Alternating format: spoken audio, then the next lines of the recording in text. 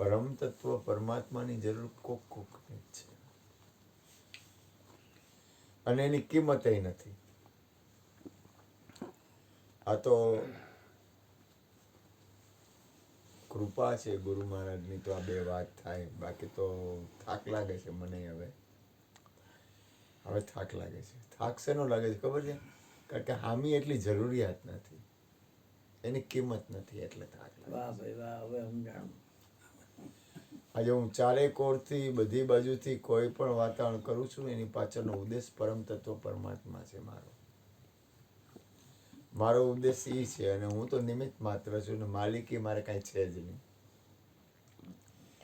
પણ આ દુનિયામાં સુખ અને શાંતિ પરમ તત્વની અંદર છે એવું દેખાય છે. બાકી તમે જુઓ ને તો અડગે જ છે બાપા. સંસાર હળગે છે. બધાને પોતાના સ્વાર્થ માટે ટાંટિયા એકબીજાને ખેંચવા છે. બધાને પોતાના સ્વાર્થ માટે ફક્ત અને પોતાના અહમ અને સ્વાર્થ માટે એકબીજાના ટાંટિયા ખેંચવા છે કે ઓલો કેમ પડે ને ઓલો કેમ પડે ને ઓલો કેમ પડે. ખરેખર તો તમે પરમાર્થનો ભાવ છે, ખરેખર જુઓ ને તો ખરેખર તો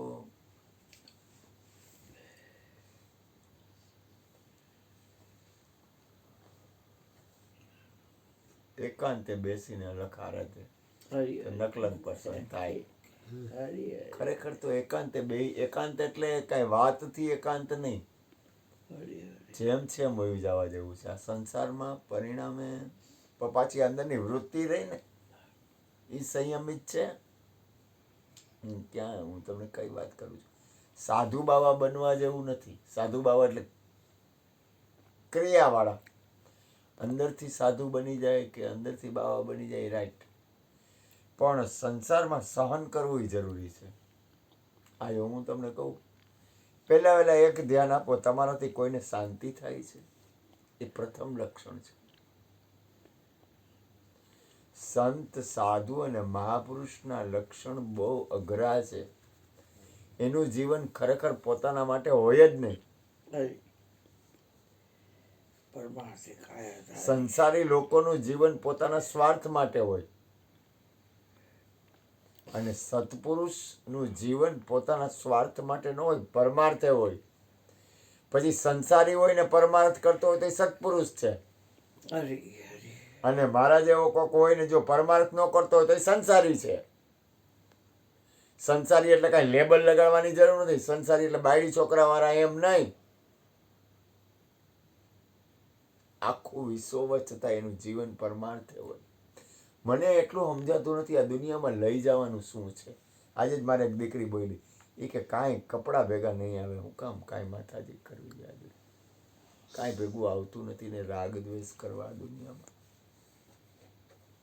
દીકરી હૃદયથી બોલી, કાંઈ હું તો કહું ના પાડું છું, તમે ક્યાંય બહુ માથાજીક ન કરો, જતું કરી દો. તોફાન કરવા જેવા ઘરમાં રાગ દ્વેષ થાય ને એ નહીં સારું. ક્યાંય રાગ દ્વેષ થવા જ ન જાય. હું પણ છે, હું શેના શું છે શું આ દુનિયામાં. અને માણસ છે ને રમતું કામ કરે છે ખબર છે? રમતું કામ કરે છે ખબર છે? ગોરધનભાઈ, માણસ રમતું કામ કરે ખબર છે? પોતાના સ્વાર્થ માટે. પોતાના સ્વાર્થ માટે, પોતાના અહમ માટે કરે છે રમત.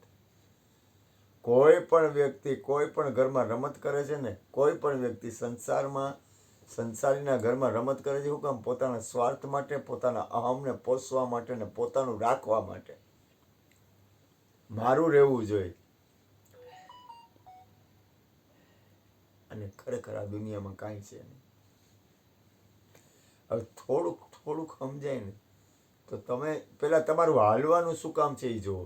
તમે હું તમને કહું, તમારાથી શાંતિ ન થાય ને કોઈને, ત્યાં સુધી સમજી લેજો એ ખોટું પડે તમારું. ભૂલ ન કરતા. તમારાથી કોઈને શાંતિ થવી જોઈએ. દાદા, તમારા લક્ષણ નહીં, તમારા લક્ષણ કેળવવાના નથી, પણ તમારી અંદર એ સ્થિતિ હોવી જ જોઈએ કે તમારાથી કોકને શાંતિ થવી જોઈએ. એ પાખંડ કે બુદ્ધિના ઉપયોગથી કે હોશિયારીથી નહીં, તમારી અંદરની ઉર્જા જેવી હોય કે તમારાથી કોકને શાંતિ થાય. મને તો તોફાન કરવા ગમતા જ નથી. ભગવાનને પ્રાર્થના કરું, મારામાં મારા આ શરીર છે ને, મારું શરીર પરાધીન થઈ ગયું. મને આ કોતરાનો વજન લાગે છે કે દાદા, તમારું શરીરમાં તમને તમારા કોતરાનો વજન નથી લાગતો, મને આનો વજન લાગે, મારે આને ઉપાડવું પડે. હું શું બોલું છું ધ્યાન આવે કીર્તિભાઈ? હું આને ઉપાડીને હાલું છું. મારે ડગલું ભરવું હોય તો હું માંડી શકતો નથી, મારામાં ત્રેવડ નથી, મારાથી સ્કૂટર હાલતું નથી, મારાથી સ્કૂટર ઓલું છે કેવું કહેવાય, ઓટો સ્ટાર્ટ છે, પણ મારાથી હાલતું નથી. મને તકલીફ પડે છે હલાવવામાં.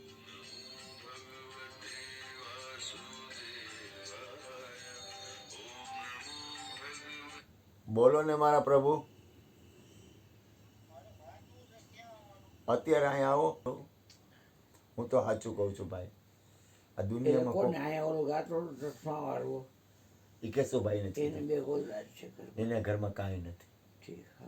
એ મને ખબર નહોતી કે એની પોઝિશન ઓલી છે. આને કીધું એની પોઝિશન ઓલી છે. કાંઈ નથી ઘરમાં, બધાય ખૂણા ખાલી. એકલો જ છે. એને લગ્ન નથી કર્યા. આ દુનિયામાં તમે એક વસ્તુ યાદ રાખો, કોઈ પણ વસ્તુ મળે છે ને કોઈ વસ્તુ નથી મળતી, એમાં બહુ ધ્યાન ન આપો. એ જરૂરી છે, પણ તમારા જીવનથી કોઈને સુખ આપો છો? તમારું જીવન પરમાર્થી છે? તમારું જીવન બીજા માટે છે? મને ઓલું બધું હા, બેનના મુનો જ છે, બેનના મુનો જ છે. તમે એક વાત કરો, મને એક ફિલ્મનું ગીત બહુ ગમે કે મધુબન ખુશબુ દેતા હૈ, सागर सावन देता है, जीना उसका जीना है, जो औरों को जीवन देता है, मधुबन खुशबू. તમે જાઓ ને, તમારા પગલા પડે ને, તમારા જ્યાં પગલા પડે ને ત્યાં કલ્યાણ થવું જોઈએ. તમારા ખાલી પગલા પડે ને, ગમે એવું વાતાવરણ તો વાતાવરણ ફરી જાય. એ સંતના લક્ષણ છે.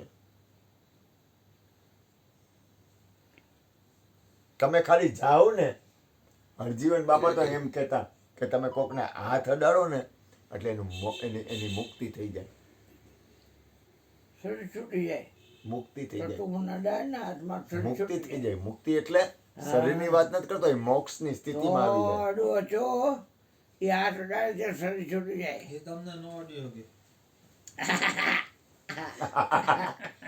દીકરો, આ દુનિયામાં તમે એક વસ્તુ યાદ રાખો, આ દુનિયાના સ્વાર્થમાં જીવન જીવોમાં દાદા કાંઈ નથી. કોઈ પણ જાતના મને હે ને જો કહું તમને, મને કોક આંગણે આવે ને એટલે મારો જીવ કપાઈ જાય. મને એમ થાય કે આને કંઈક હું આપું, આને કંઈક હું દઉં, આને જમાડું, આને કંઈક દક્ષિણા દઉં, આને કંઈક કરું. તમારા જીવનમાં અચું યાદ રાખજે, અચું તમારા જીવનનો ઉદય માનજો. તમારા આંગણે કોઈ આવે ને તો તમને હું બોલું છું ધ્યાન આપો. તમારા આંગણે કોઈક આવે ને તો તમે માનજો કે તમારા જીવનના તમારા જીવન છે ને એમાં ઉદય થયો છે, તો જ તમારા આંગણે કોઈ આવે. કોઈને આ દુનિયામાં કાંઈ અટકતું નથી. ભૂલ ન કરતા. કોઈ ભિખારી નથી આ દુનિયામાં. તમે એવું ન માનતા કે કોક તમારે આંગણે આવે છે એટલે ભિખારી છે. એ દયા કરવા આવે છે.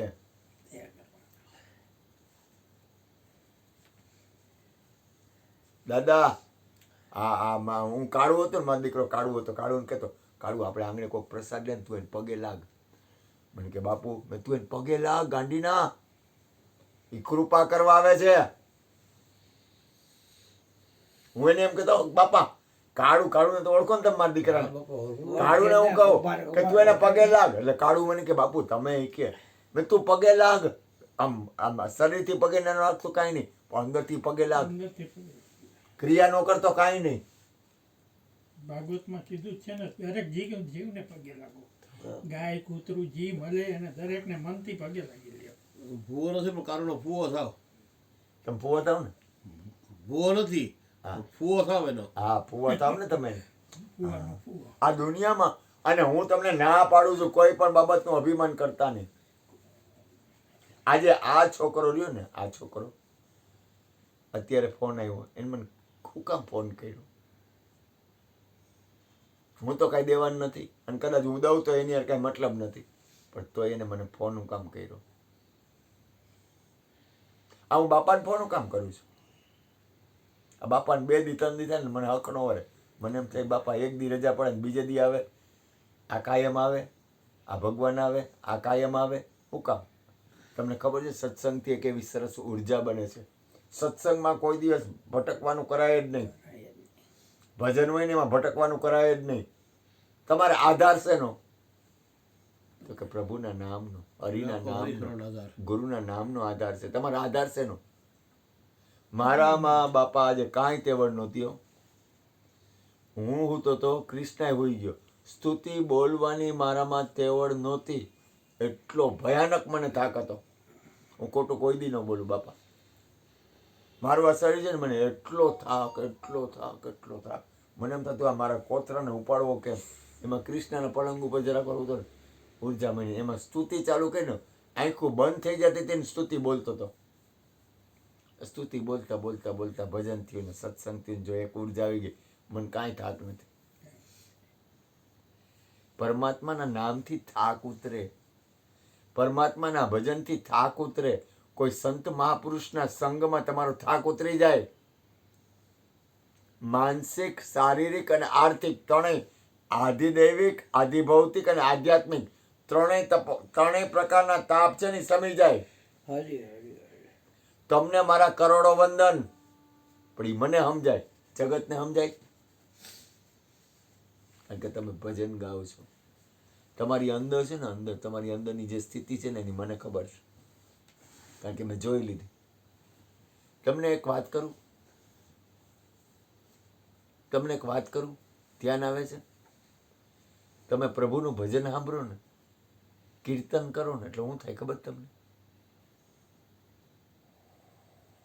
તમે ભજન કરો, કીર્તન કરો, સત્સંગ કરો એટલે શું થાય ખબર તમને?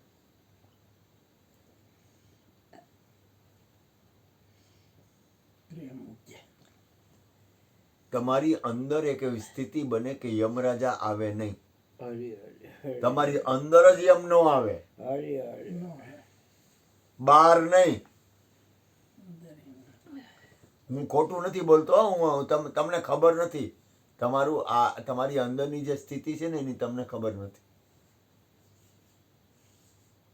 તમને યમનો કોઈ દી નો આવે, તમારી પાસે યમની તાકાત નથી તમને કાંઈ કરી શકે.